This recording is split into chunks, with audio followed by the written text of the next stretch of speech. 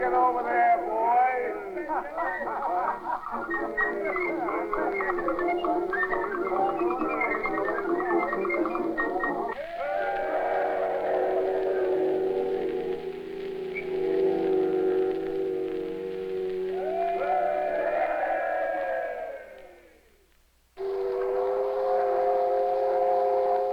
Are we in the danger zone yet, Captain?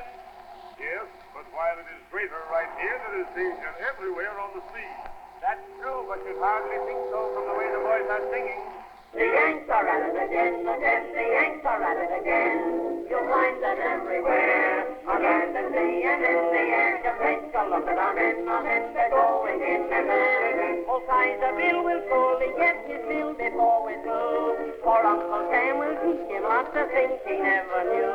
Our boys have never started anything they couldn't do. Look out, the Yanks are at it again. The anchor's haul as the captain called, the crew are standing by. Each man to do or die. When shells begin to fly, goodbye, we're going to go and let them know we hit with all our might. I'd like to bet when we have met, they'll know they had a fight. We're on our way to Heligoland to get the Kaiser's goat. In a good old Yankee boat, up the Kiel Canal we'll float. I'm a son of a gun, if I see a Hun, I'll make him understand. We'll knock the Heligo into Heligo, out of Heligoland, yes! The Yanks are at it again, the Yanks are at it again.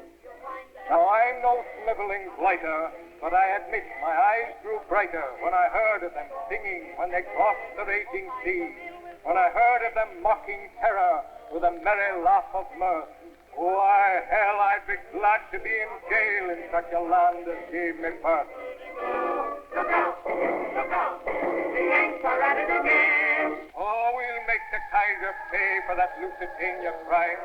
We'll stop his damn torpedoes soon from working overtime. And that boy that swam ashore to get to France before the rest showed that drowning was a thing he didn't mind. He spat out the salty ocean and filled his lungs with air and shouted out the chorus, America will soon be there. Oh, how they sang it on the water, and a Frenchman on a ship said he knew it was the Sammies by the way they gave it lip. To say that you see white stars on blue, blue are the stripes of red and white. It must be, yes, it must be true. Oh, dear God, the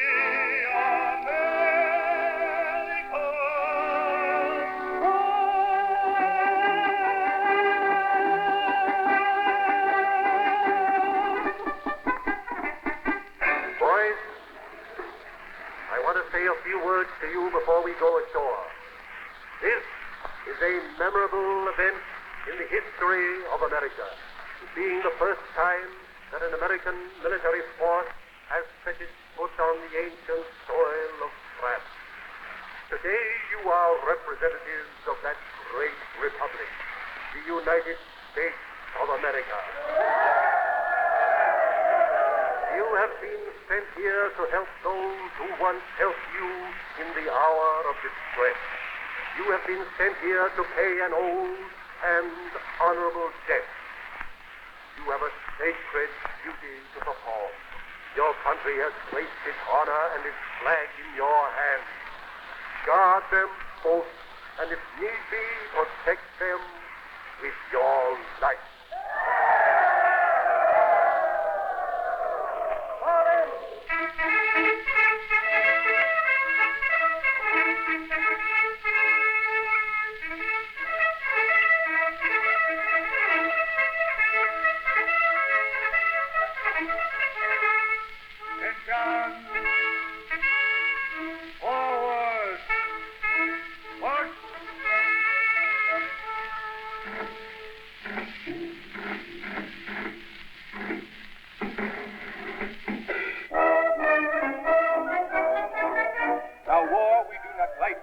We'll be singing when we fight. The battle cry of freedom we'll shout with all our might.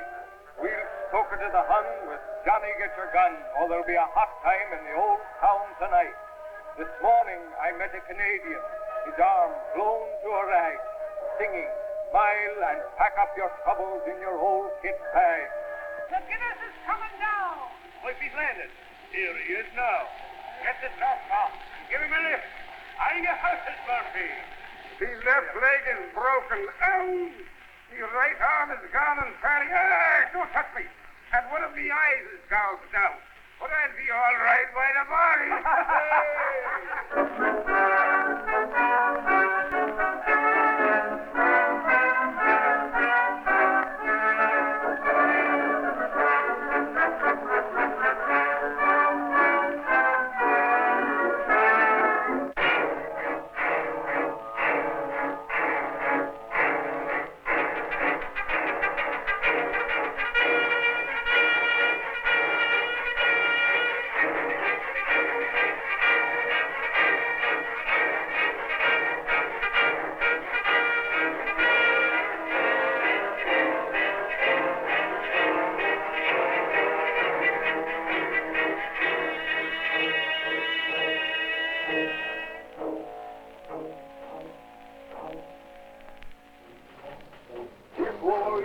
People's war, labor's war. The final outcome will be determined in the factories, the mills, the shops, the mines, the farms, the industries, and the transportation agencies of the various countries. That group of countries which can most successfully organize its agencies of production and transportation, and which can furnish the most adequate and effective agencies with which to conduct the war will win.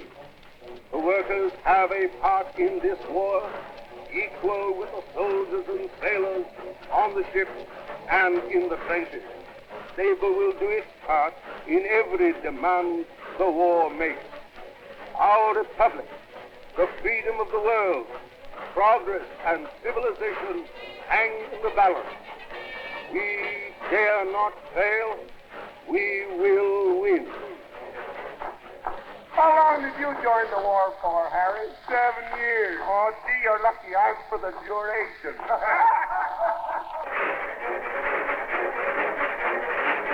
The Venerable Charles W. Eliot, President Emeritus of Harvard University, arraigns German militarism as the fundamental trouble with civilization, and reminds the world that history has never ceased to call the destroyers of the Alexandria Library fanatics and barbarians. Hello. Tell us a funny story, will you? Right you are, mate. Have you heard that story about the wooden man who swallowed the whistle? The whistle? The whistle. No, what about it? Right, wooden whistle. Woodrow Wilson tells nation he believes in his father's God.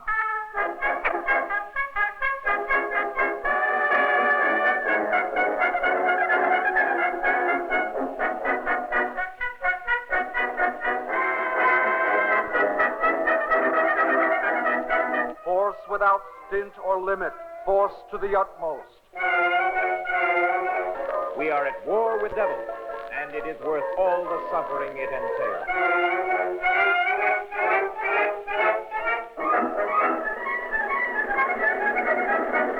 Several different stories have come to me, well authenticated, concerning the depth of Hindenburg's brutality.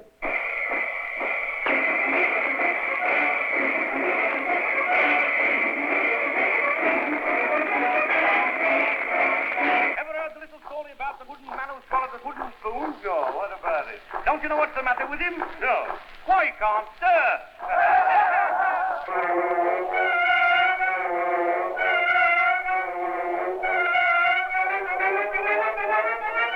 That we stand four square for the self-determination of nations.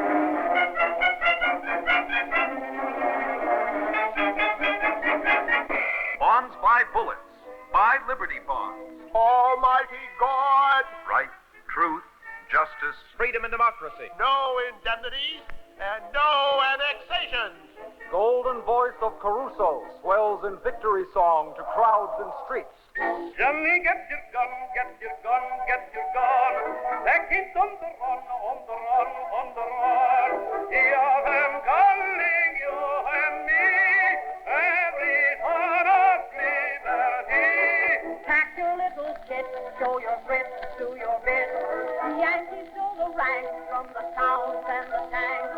Make your mother proud of you and the old red, white, and blue. I may be gone for a long, long time, long, long time, long, long time. But when I go, you will know that I'll always find for the day when you'll be mine. I may be gone for a long, long time, long, long time. Forgotten grave, that selfish plea awakes no deep response in me. For though his grave I may not see, my son will ne'er forgotten be. My real son can never die. 'Tis but his body that may lie in foreign lands. But I will keep remembrance on forever, deep within my heart, of my real son, because of triumph he has won. It matters not where one may lie and sleep when work is done. It matters not where some men live. If my dear son his life must give, hosannas loud I'll sing for him. He know my eyes with tears bedim, and when his vacant place I see, my heart will bound with joy that he was mine so long. My fair young son, and cheer for him whose work is done. Over there, send the word over there, that the Sammies are coming, the drums coming everywhere. So prepare, say a prayer, send the word to beware. We'll be over, we're coming over, and we won't come back.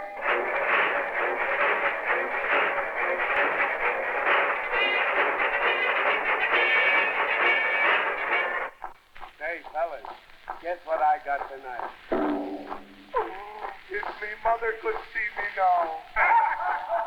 Over there, send the water over there. That the boys are coming, the drums coming everywhere. So prepare, say a prayer, send the water to beware. We'll be over, we are coming over, and we won't come back.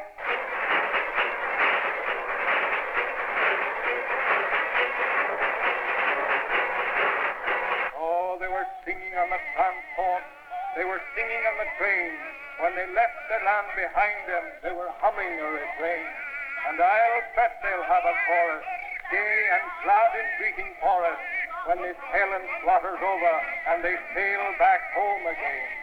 And the boys that ain't returning, those that pay the biggest price, they'll go singing, singing, singing through the gates of paradise.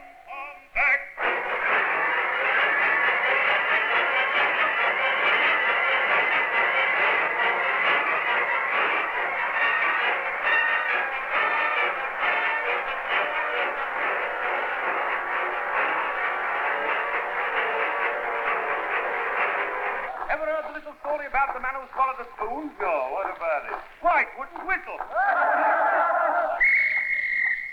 Shut up, you chap. Here's the colonel going to speak. If the rats haven't eaten them. My men, the enemy has advanced almost Through the gates of paradise. You know as well as I do that we shall come out on top. With a half in your fist. We will fight fair, shoot straight, and never look behind. Remember my word. A boy's best friend is his mother. We all agree, don't we, boys? My lads, the most painful wound for any one of you is a bullet in the... Hooray! That's content. Now now we can get on with our Christmas sing-song. Anything for a quiet life, as the man said when he pushed his mother-in-law overboard.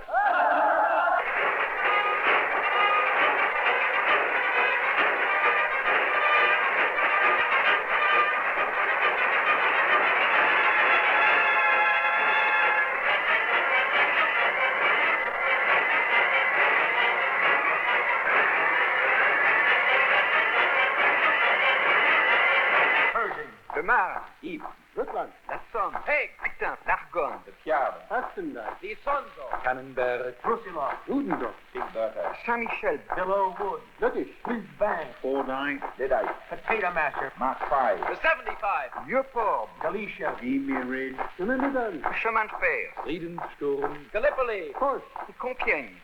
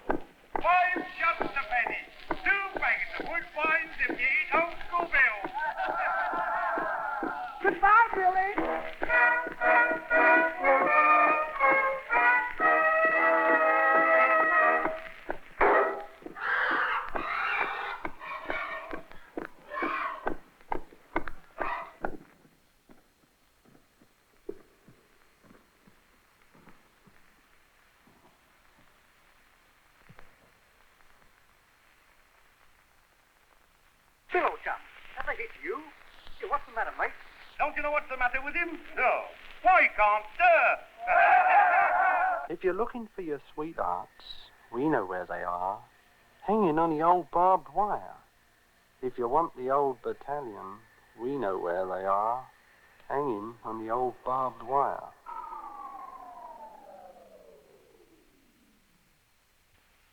Hostilities will cease at 11 hours today, November 11th. Troops will stand fast on the line reached at that hour, which will be reported by wire to advance GHQ. Defense precautions will be maintained. There will be no intercourse of any description with the enemy until receipt of instructions from GHQ. My countrymen, there grows on me the realization of the unusual character of this occasion. Our republic has been at war before. It has asked and received the supreme sacrifices of its sons and daughters, and faith in America has been justified. Many sons and daughters made the sublime offering and went to hallowed graves as the nation's defenders. But we never before sent so many to battle under the flag in a foreign land. Never before was there the impressive spectacle of thousands of dead returned to find eternal resting place in the beloved homeland. The incident is without parallel in the history that I know. These dead know nothing of our ceremonies today. They sense nothing of the sentiment or the tenderness which brings their wasted bodies to the homeland for burial, close to kin and friends. In the tar paper morgue at Chalon-sur-Marne, in the reek of chloride of lime and the dead, they picked out the pine box that held all that was left of Eenie, Meenie, Miney, Mo. Plenty other pine boxes stacked up there containing what they'd scraped up of Richard Roe and other person or persons unknown. Only one can go. How did they pick John Doe? Make sure he ain't a jig, boys. Make sure he ain't a guinea or a kike. How can you tell a guy's 100% when all you've got's a gunny sack full of bones, bronze buttons stamped with a screaming eagle, and a pair of rolled fatigues, and gagging chloride, and the pukey dirt stench of the year-old dead? I find 100,000 sorrows touching my heart. There's ringing in my ears like an admonition eternal, an insistent call. It must not be again. It must not be again. God grant that it will not be. The blood ran into the ground, the brains oozed out of the cracked skull and were licked up by the trench rats. The belly swelled and raised a generation of blue-bottle flies. And the incorruptible skeleton, and the scraps of dried viscera and skin bundled in khaki, they took to Chalon-sur-Marne, and laid it out in a pine coffin, and took it home to God's country on a battleship, and buried it in a sarcophagus in the Memorial Amphitheater in the Arlington National Cemetery, and draped the Old Glory over it. The bugler played taps. And Mr. Harding prayed to God, and the diplomats, and the generals, and the admirals, and the brass hats, and the politicians, and the handsomely dressed ladies out of the society column of the Washington Post stood up solemn and thought how beautiful, sad, Old Glory, God's country it was to have the bugler play taps, and the three volleys made their ears ring. Where his chest ought to have been, they pinned the Congressional Medal, the DSC, the Médaille Militaire, the Belgian Croix de Guerre, the Italian Gold Medal, the Teria sent by Queen Marie of Romania, the Czechoslovak War Cross, the Virtuti Militari of the Poles, a wreath sent by Hamilton Fish, Jr. of New York, and a little wampum presented by a deputation of Arizona Redskins in war paint and feathers. All the Washingtonians brought flowers. Woodrow Wilson brought a bouquet of poppies.